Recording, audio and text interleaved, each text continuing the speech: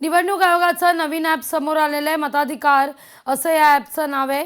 उमेदवार यांचं नाव निर्देशक पत्र या ॲपवर लोड करता येणार असल्याची माहिती राज्य निवडणूक आयोगाच्या अधिकाऱ्यांनी दिलेली आहे। मात्र मताधिकार या ॲपमध्ये अद्यापही मुख्य पक्षाच्या उमेदवारांचं ॲफिडेव्हिट प्रकाशित केलेले नाही आहेत।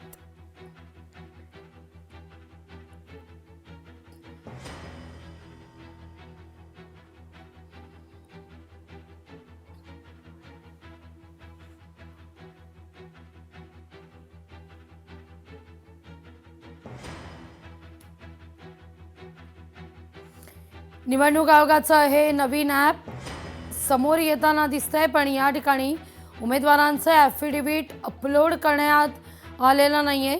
ही दृश्य आपण या क्षणी पाहतोय।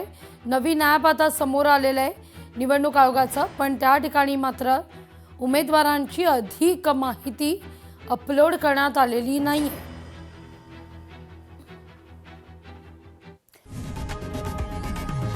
लोकशाही मराठी ऐका, पहा, जागरूक रहा।